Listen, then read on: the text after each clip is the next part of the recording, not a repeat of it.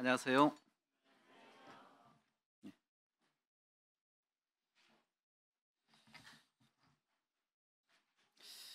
나폴레옹의 사전이 출판이 잘못됐는지 오타가 있었죠? 나폴레옹의 사전에 없는 단어가 뭐였습니까? 잘 모르시네요? 나폴레옹의 사전에 불가능이란 단어가 없었죠. 불가능이란 단어가 그 말은 실제로 사전에 불가능이란 단어가 없었던 게 아니라 나폴레옹의 신념을 잘 표현한 것인데, 자, 형제 자매님들의 사전에 없는 단어가 뭔지 모르겠습니다. 제 사전에 없는 단어가 능력인 것 같습니다. 능력이란 단어가 없어요. 그러니까 매사에 하는 일마다 이렇게 빵꾸가 잘 나고 참 무능하고 그런 면모를 많이 보기 때문에 제 사전에는 능력이란 단어가 없다라고 표현하는 게 맞는 것 같습니다.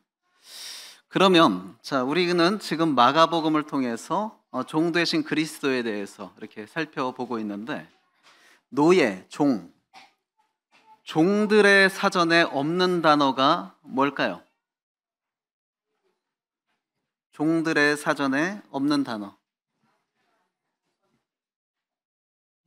선택. 그것도 있을 수 있겠네요. 그것도 그럴 수 있겠는데, 제가 생각하기에 종들의 사전에 없는 단어는 노입니다. 노라는 단어가 없습니다. 종은 그런 말을 할 수가 없어요. 결코. 그렇다고 한다면, 우리가 그리스도가 하나님 앞에서 참 충성된 종이었고, 또 우리도 그런 자취를 따라서 종된 삶을 지향합니다. 그런데 종된 삶으로서 가장 굳건해 보이는 모습은, 사실 종은 말이 없어야 합니다. 말이 많은 거는 종이 아니에요. 말이 없을 뿐만 아니라 종이 결코 주인에게 할 수 없는 말, 그것은 뭡니까? 노라는 말을 할 수가 없습니다. 그런데 바로 그러한 면모가 종으로서 가장 굳건해 보이는 면모입니다. 영화나 사극을 보면 가끔 노예나 종들이 나오죠. 근데 그 종들을 보면요, 마치 로봇과 같은 느낌을 받습니다. 감정도 없고 어떤 의견 피력하는 그런 것도 없고, 그저 주인이 지시하는 대로 따라가기만 하는, 마치 기계와 같은 그런 모습을 볼 수가 있는데, 그것이 어떻게 보면 종의 매력이고 종의 굳건함이다라고 할 수가 있습니다. 우리는 마가복음을 통해서 그리스도의 하나님의 충성된 종의 면모를 살펴보고 있습니다. 구원받은 성도들은 하나님 앞에서 구원받지 못한 일반인들보다 훌륭한 면모가 많지만, 그럼에도 불구하고 인간의 성정을 지닌 성도들 역시 하나님의 일을 하면서 여러 상황으로 인해 요동할 수 있는데, 종의 매력은 요동하지 않는 굳건함이라고 그랬죠. 그런데 우리는 인간의 성정을 지녔기 때문에 하나님의 종으로 자처하면서도 때때로 요동하고 흔들리고 낙심합니다. 그럼에도 우리는 하나님의 종된 삶을 굳건하게 살아가야 하는데, 그리스도는 이러한 부분에서도 우리에게 하나님의 종으로서 굳건한 본을 보이셨다 말할 수 있습니다. 그분의 종으로서의 삶은 결코 평탄하지 않았습니다. 그러나 우리는 그분의 제자로서 그리스도께서 하나님 앞에서 훌륭한 굳건한 종의 삶을 사셨다고 한다면, 우리는 그분의 자취를 쫓아가는 제자죠. 제자가 스승보다 나은 대우를 받을 수 없습니다. 그러면 주님의 종된 삶이 고되었다. 어떻게 보면 하나님의 종된 우리의 삶은 주님보다 더 고된 것이 당연한 것입니다.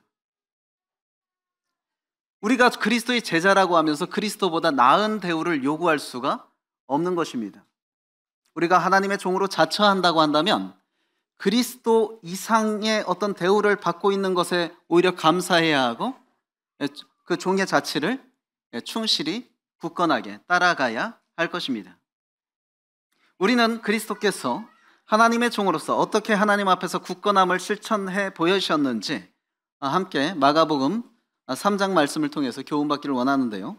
마가복음 3장 20절로 35절 말씀 함께 보겠습니다.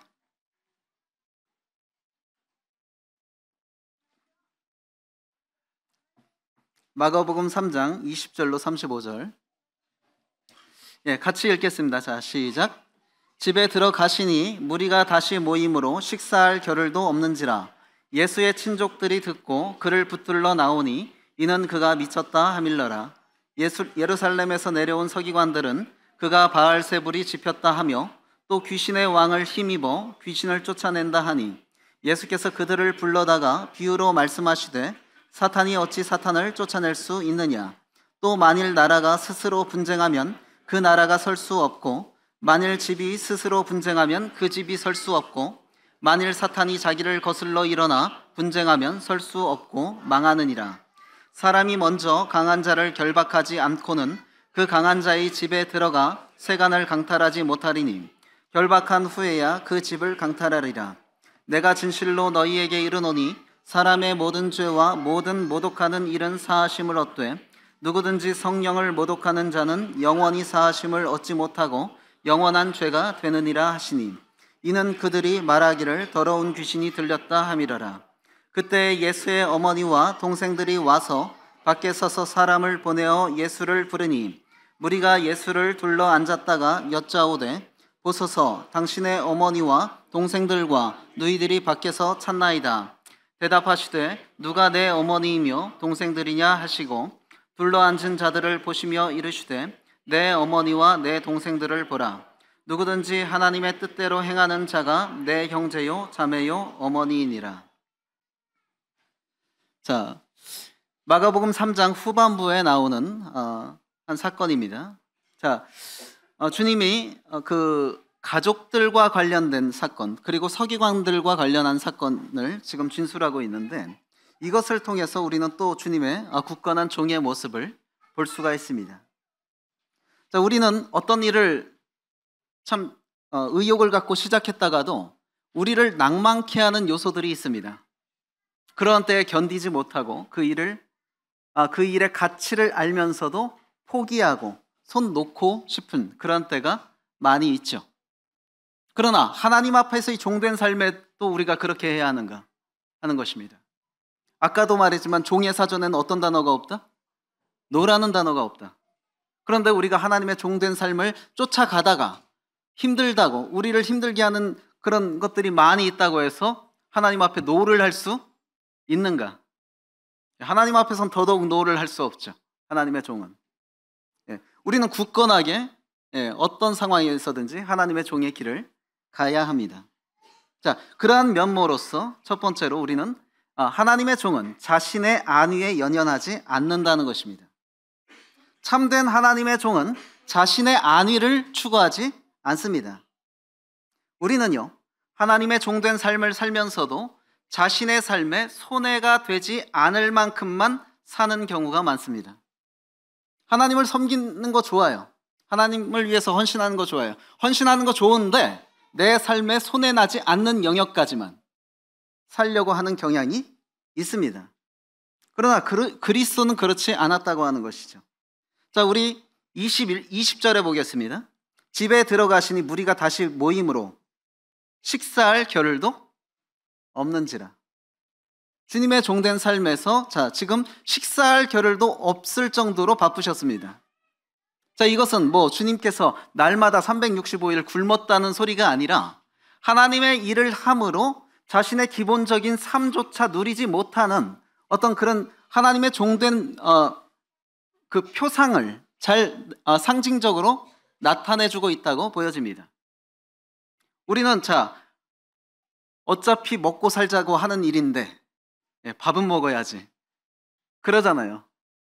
그래서 주님 식사할 겨를도 없었다. 하나님의 종된 삶을 살면서 식사할 겨를도 없었다. 식사라는 것은 가장 기본적인 그 복지 아닙니까? 자, 그런데 그것조차도 때때로 포기하셨던 삶이 주님의 삶이었고 그것이 하나님의 종된 삶이었다는 것이죠. 우리가 하나님의 일을 하게 될 때 때때로 기본적인 삶조차 누리지 못하는 경우가 있을 수 있습니다. 어떤 분들은요, 예전에 보면 명절이 우리 민속 명절 대명절이 구정이 있고 추석이 있죠. 그런데 그 명절을 다 외국인 근로자들에게 복음을 전하느라고 다 그 휴일을 반납하는 그러한 분들이 있었습니다. 그것도 한 해, 두 해가 아니라 매해 그 가족들에게 가지도 못하고 외국인 근로자들에게 복음을 전하기 위해서 그 명절을 다 이렇게 헌신하는 그러한 분들을 봤습니다. 또 어떤 분들은 복음을 전하기 위해서 휴가란 휴가는 직장에서 다 내서 그 휴가를 다 복음 전하는 데 쓰시는 분도 봤습니다. 내년치 휴가까지 다 써서. 그러니까 정작 휴가다운 휴가는 누리지 못하고 그 휴가를 다 복음을 전하는데 사용하시는 그러한 분들도 봤습니다. 자, 식사조차 할 수 없었던 주님의 모습과 이런 분들을 보면서 우리는 하나님의 참된 종의 삶이 어떤 것인지 생각해 볼 수 있습니다. 오해는 하지 마시기 바랍니다. 제가 그렇게까지 하지 못하는 성도들을 결코 정죄하는 것이 아닙니다. 그분들이 훌륭한 것이지 그렇게 하지 못하는 분들이 잘못된 것이 아닙니다. 항상 우리가 이분법적으로 생각해서 이 사람은 이렇게 하니까 저 사람은 잘못된 사람, 이렇게 생각하기 쉬운데 그런 것이 아니죠. 그런데 다만 이런 그 삶을 봤을 때 하나님의 종된 삶을 산다고 하면서 중요한 것은 뭐냐면 자신의 안위보다 무엇을 우위에 놔야 하는 것입니까? 하나님의 일을 우위에 놓는 것이 중요하다는 것입니다. 하나님의 종된 자세로서. 그런 사람은 때때로 자신의 삶이 보장되지 못하는 부분에 있어서도 불평하지 않습니다. 마치 식사할 겨를도 없이 하나님의 종된 삶을 사셔야 했던 주님께서 묵묵히 그 길을 가셨던 것처럼 자신의 삶에 있어서 손해를 끼치게 되고 자신의 어떤 기본적인 삶도 누리지 못하는 그런 상황에서도 불평하지 않고 노하지 않고 가는 것이 굳건한 하나님의 종의 모습이라는 것이죠. 하나님의 종된 삶을 살 때에요, 우리는 가족들에게 근심을 끼칠 수도 있습니다. 21절에 한번 보겠습니다. 예수의 친족들이 듣고 그를 붙들러 나오니 이는 그가 미쳤다 하밀러라. 주님의 친족들이 주님을 붙들러 왔어요. 왜 왔습니까? 미쳤다고 생각했기 때문에 붙들러 왔습니다. 하나님의 종된 삶을 살 때에요, 우리는 가족들에게 근심을 끼칠 수도 있습니다. 주님 역시 하나님을 향한 열정으로 인해서 아마 육신의 가족들에게 근심이 되었던 것 같습니다. 주님의 친족들은 주님의 행동이 광적으로 보였어요. 쉽게 말하면 도가 지나치다라고 느꼈던 것입니다. 도가 지나치다. 아니, 믿으려면 곱게 믿지 왜 이렇게 저렇게 광적으로 믿나? 그런 생각을 했던 것입니다. 우리가 하나님을 섬길 때 도가 지나치다 싶은 면모에 가족들이 근심을 할 수도 있습니다. 그런데 한번 잘 생각해 보십시오. 도가 지나치다라는 평가를 신앙 안에서 함부로 해서는 안 되는 것이요, 우리가 감동받는 신앙의 교훈들은 다 도가 지나쳤던 일들입니다. 도가 지나치기 때문에 감동받는 거예요. 도가 지나치지 않는 일에 우리는 감동받지 않습니다. 누구나 할 수 있는 일이라면 감동하지 않아요. 근데 누구나 할 수 없는 도가 지나친 일을 하기 때문에 감동을 받는 것입니다. 과거 모라비안 교도들이 복음을 전하고 싶은데 합법적으로 선교사로서 들어갈 수 없는 그런 나라에는 어떻게 했어요? 자기를 노예로 팔았어요. 그게 상상이나 할 수 있는 일입니까? 자기를 그 나라의 노예로 팔았어요. 노예로 팔면 자기만 문제가 되는 것이 아니에요. 자기가 낳는 자녀들도 다 노예가 되는 것입니다. 복음을 전한다는 이유로, 복음을 전하기 위해서 그렇게 했는데, 누가 보더라도 도가 지나친 일이죠. 하지만 우리가 그것으로 인해서 도전받고 감동받지 않습니까? 그러니까 도가 지나치다라는 정죄를 쉽게 해서는 안 되는 것입니다. 사람들이요, 이율배반적입니다. 우리가 하나님의 종된 삶을 살 때 가족들에게 근심을 끼칠 수 있다고 그랬죠. 그런데 사람들이 얼마나 이율배반적입니까? 국가 안보가 중요하다고 주장하는 그런 정치인들, 정작 자기 자녀는 군대에 보내지 않습니다. 그러니까 국가 안보를 주장할 자격이 없는 거예요. 국가 안보가 중요하다라고 주장하려면 적어도 자기 자녀를 병역 의무에 복무하게 해야 하면서 그 말을 해야 그 말에 권위가 있는 것이죠. 그런데 자기 자녀는 모든 편법을 다 동원해서 군 면제시키면서 국가 안보를 주장합니다. 이런 사람들의 말을 우리가 권위 있게 받아들일 수 없는데, 신앙 안에서도 마찬가지예요. 자, 입다가요. 자, 사사기에 나오는 사사 입다가 자기가 암몬 족속을 물리치고 돌아오게 하시면, 즉 암몬 족속에게 승리하게 하시면 내가 돌아왔을 때 나를 환영하는 사람을 번제로 드리겠습니다. 그렇게 하나님께 서원했어요. 서원했는데, 자, 결국에 승리했죠. 승리해서 돌아왔는데, 자, 누가 제일 먼저 나왔습니까? 무남동녀 자기 딸이 자기를 환영하러 제일 먼저 나오니까 입다가 자기 옷을 찢었습니다. 이게 신앙적 이율 배반입니다. 아니, 그러면 다른 사람은 번제로 바쳐줘도 되고 자기 딸은 번제로 바쳐지는 상황이 되니까 옷을 찢고 슬퍼하는, 우리 선교가 다 중요하다고 주장하잖아요. 해외 선교가 다 중요하다고 주장하면서 젊은이들이여 비전을 품어라, 왜 이렇게 그런데 관심이 없느냐, 이렇게 하지만 정작 내 자녀가 모든 거 다 접고 선교 간다 그러면 어떻습니까? 환영하겠습니까? 이것이 신앙적인 이율 배반입니다. 남은 되는데 자기 자녀는 안 돼요. 그래서 주님의 다소 광적으로 보여지는 이 모습에 대해서 가족들이 미쳤다 그랬어요. 미쳤다. 우리의 종된 삶의 모습으로 인해서 가족들이 근심할 수도 있습니다. 사람들은 자신에 대한 주변의 평가로 인해서 요동하기 쉽죠. 주변의 시선을 간과할 수는 없습니다. 그런데 너무 집착하는 것도 하나님의 종된 삶을 사는데 방해가 될 수 있습니다. 자, 우리는 독불장군처럼 주위 시선 전혀 신경 안 쓰고 이렇게 가서는 안 됩니다. 분명 주위의 시선을 어느 정도 고려하고 같이 가려고 노력해야 합니다. 그런데 하나님의 참된 종의 자세는 주변의 평가에 요동하지 않는다는 것입니다. 나에 대한 평가를 직접 들어보신 경험이 있는지 모르겠습니다. 저는 들어봤어요. 누군가가 저랑 통화를 했는데 제가 끊은 줄 알고 그 사람은 자기 말을 막 한 거예요. 왜 저러는지 모르겠어. 그 말을요. 형제자매님들이 저에 대한 뒷얘기를 안 하지 않겠죠.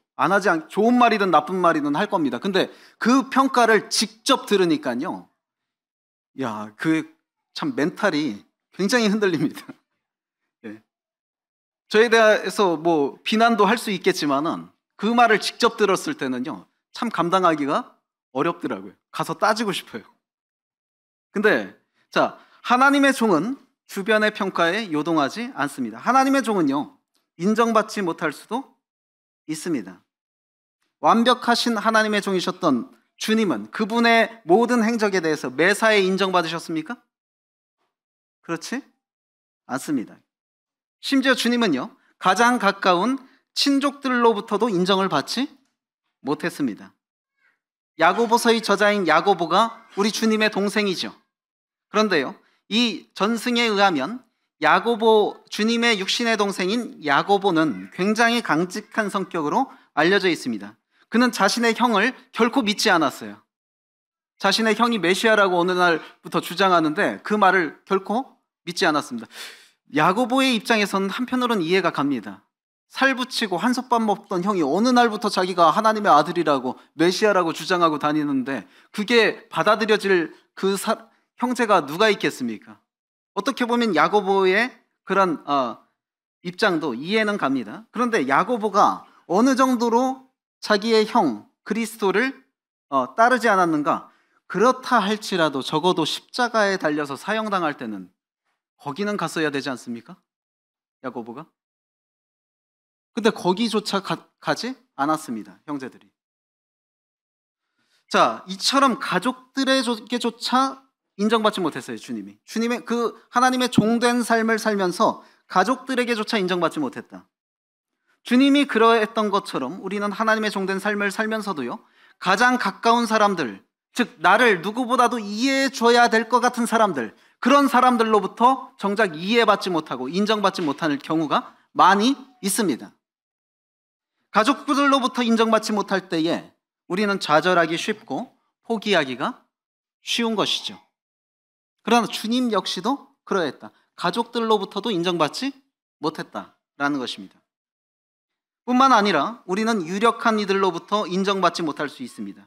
22절에 예루살렘에서 내려온 서기관들은 그가 바알세불이 집혔다 하며 또 귀신의 왕을 힘입어 귀신을 쫓아낸다 하니, 자, 서기관들로부터 지금 인정을 받지 못하고 있습니다.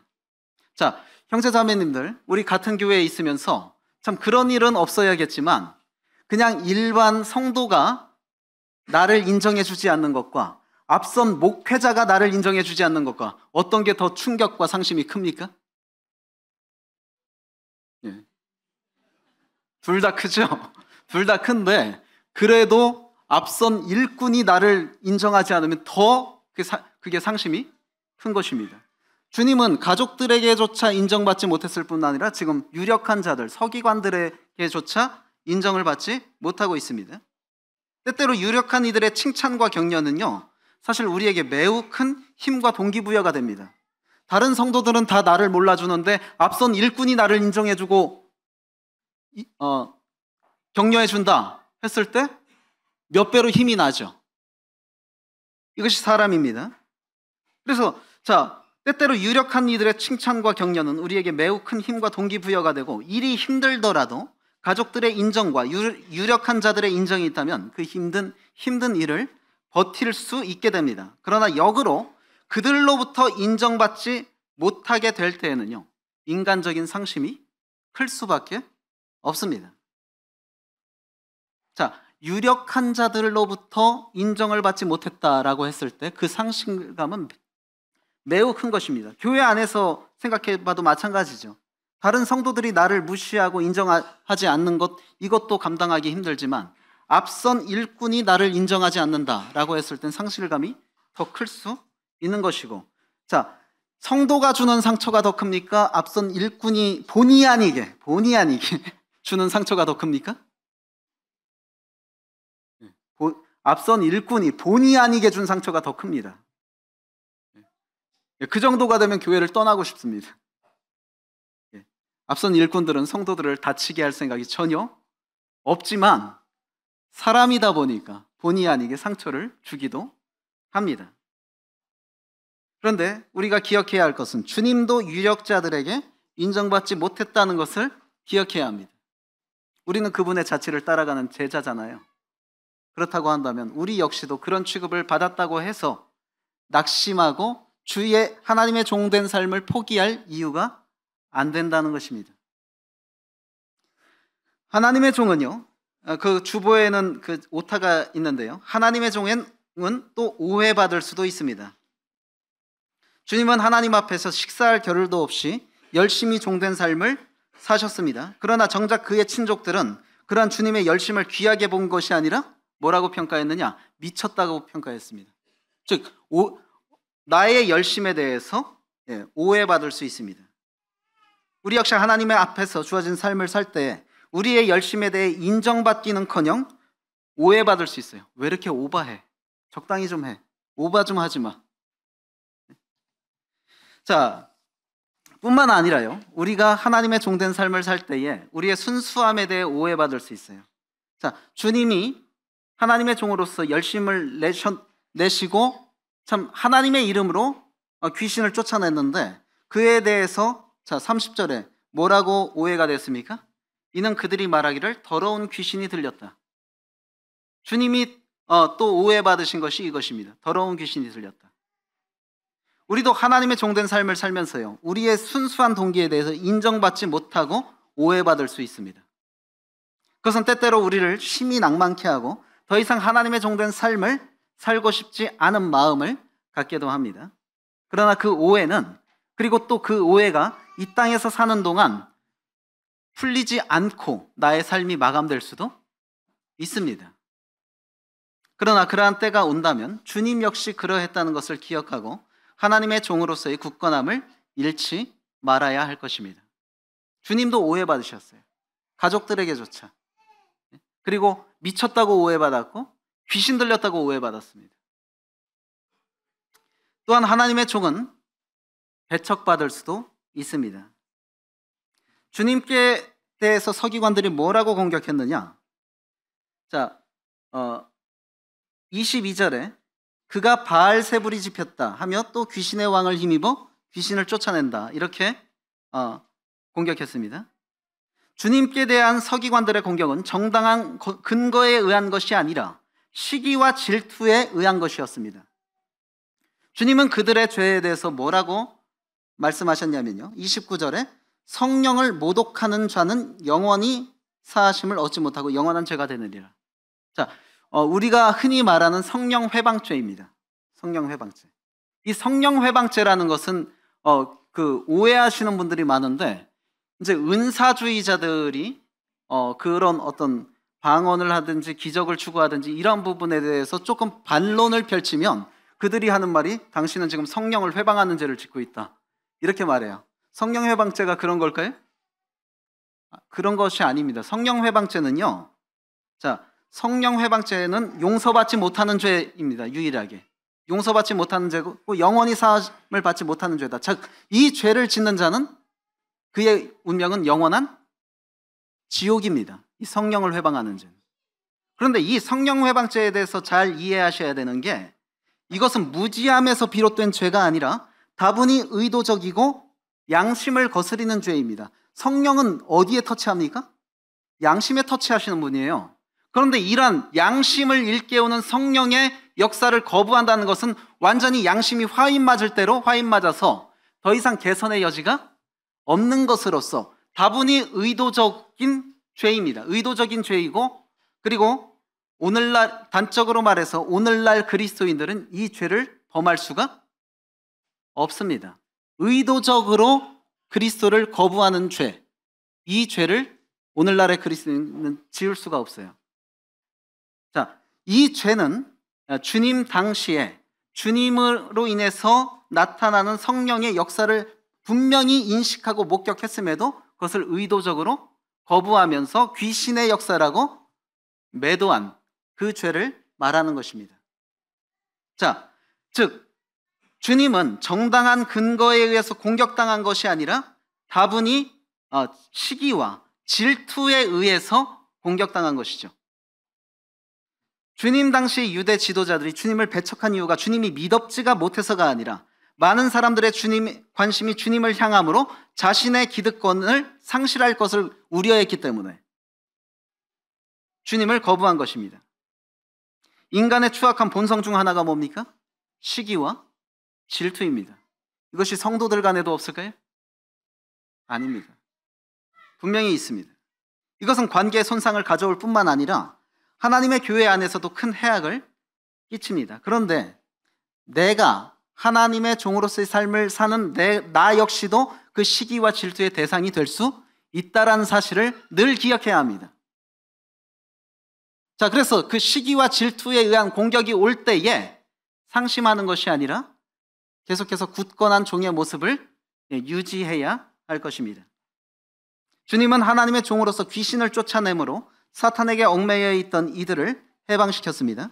이러한 업적에 대해서 칭찬과 존경이 뒤따라야 마땅한데, 주님이 받으신 평가, 그가 바알세불이 집혔다, 또 귀신의 왕을 힘입어 귀신을 쫓아낸다, 이처럼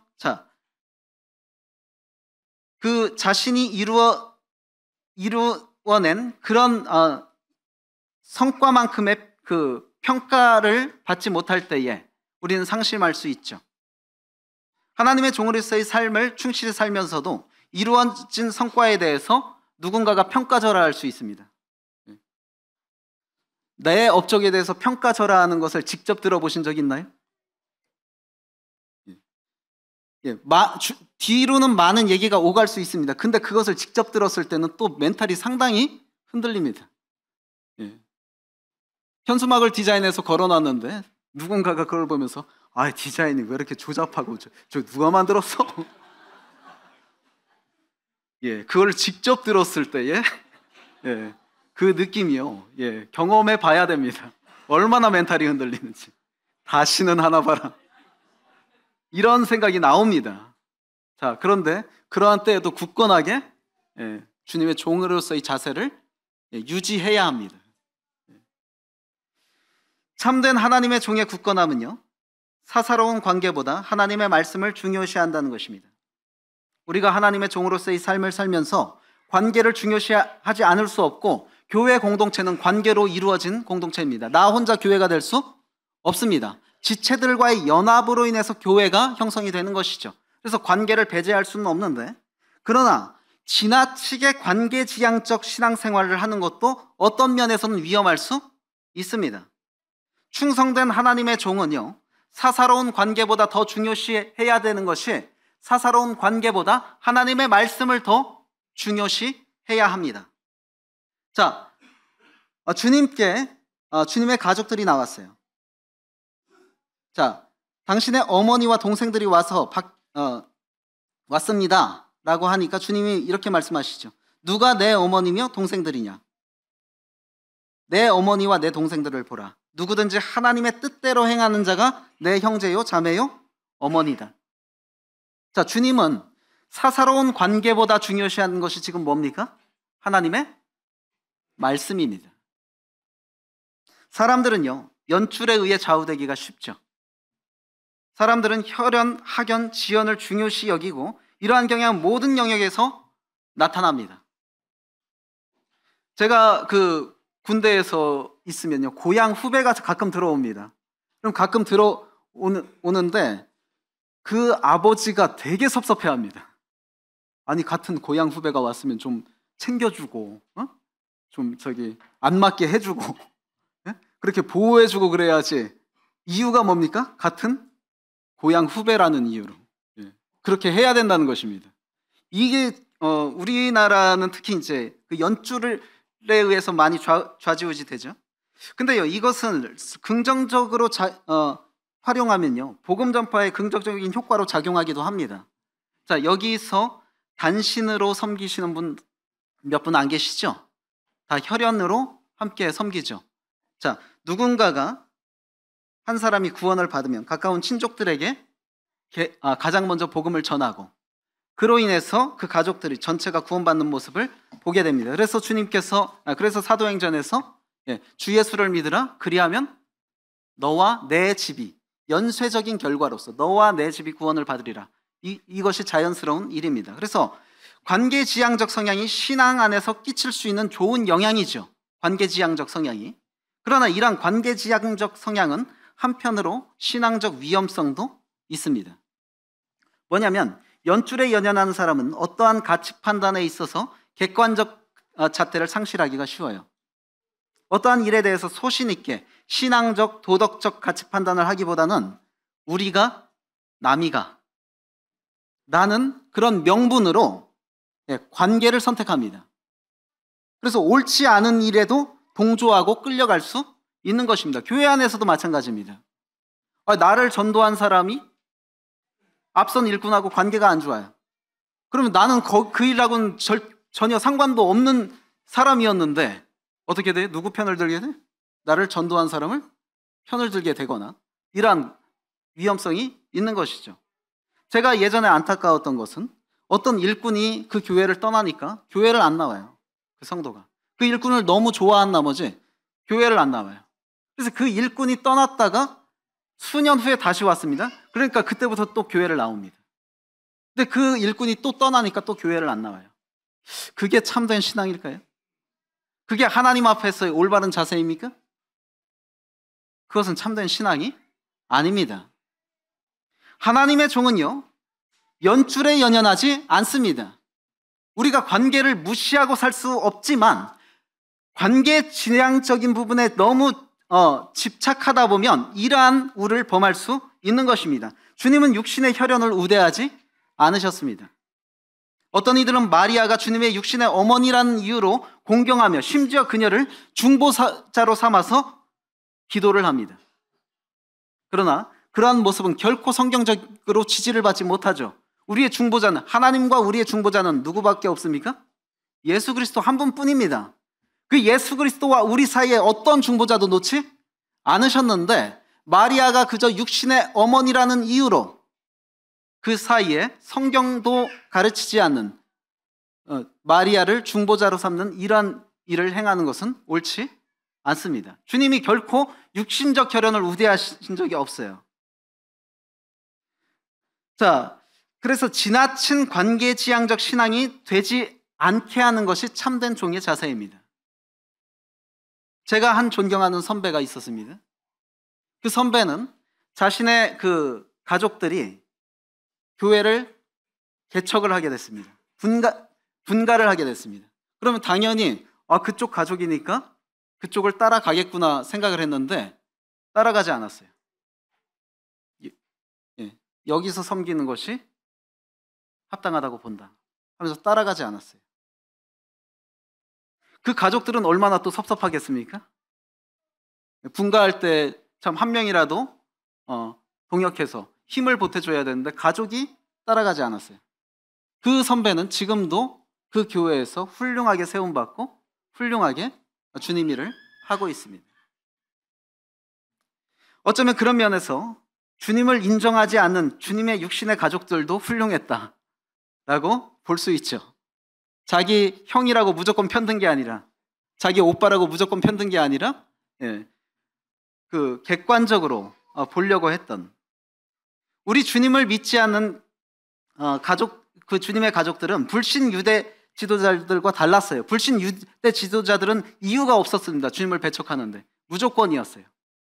하지만 주님의 가족들이 주님을 배척한 데는 이유가 있었습니다. 그들의 그 불신은요, 정직하고 순수한 마음에서 비롯된 것입니다. 자, 이렇기 때문에 나중에 주님께서 부활하셨을 때에 야고보는 주님을 믿었습니다. 하나님의 종은 관계지향적이 아니라 말씀지향적이어야 합니다. 하나님의 종의 잣대는 오직 하나님의 말씀입니다. 말씀에 어긋난다고 한다면 관계의 손상까지도 각오하고 굳건함을 보이는 것이 하나님의 참된 종의 모습입니다. 우리는 사람에 대한 평가의 잣대를 나에 대한 자세로 삼을 수 있죠. 어떤 사람이 좋은 사람이고 어떤 사람이 나쁜 사람입니까? 나한테 잘해주는 사람은 좋은 사람이고 나에게 좀 우호적으로 대하지 않는 사람은 나쁜 사람이고, 우리 그렇게 평가하죠. 자, 우리 앞으로는 이렇게 평가합시다. 나에게 잘해주고 못하고를 떠나서 그 사람이 하나님의 말씀 앞에서 어떤 사람이냐, 그걸로 좋은 사람이냐 나쁜 사람이냐를 평가합시다. 그것이 하나님의 참된 종의 모습입니다. 나에게 어떻게 하느냐, 그건 중요하지 않습니다.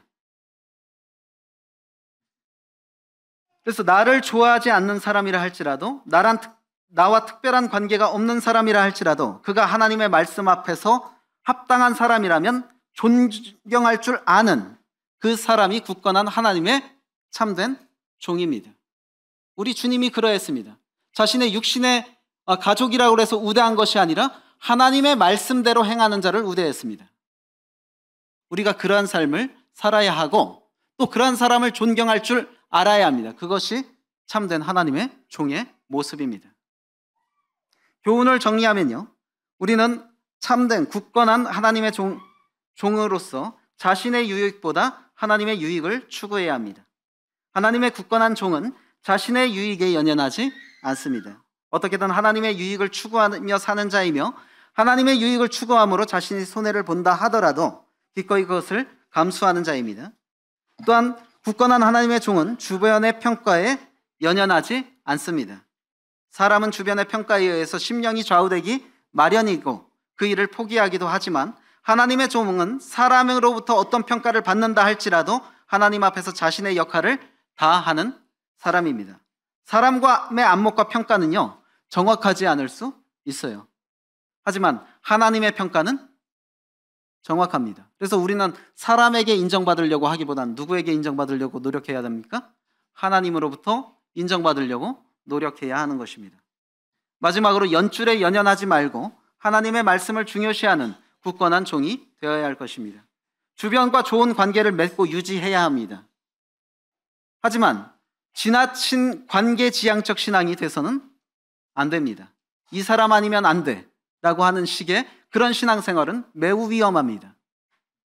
그래서 이것은 자칫 옳지 않은 일에도 동조할 수 있으며 객관적인 안목을 상실할 수도 있는 것입니다. 우리에게 중요한 것은 관계보다도 하나님의 말씀입니다. 하나님의 말씀을 삶의 잣대로 삼는 자가 하나님의 굳건한 종이라는 사실을 기억하고 우리 주님이 보이신 것처럼 우리 모두가 하나님의 굳건한 종이 되었으면 좋겠습니다. 우리 찬송 한 곡 하도록 하겠습니다. 새 찬송 323장, 통일 찬송 355장, 부름받아 나선 이 몸, 1절과 3절만 하시겠습니다.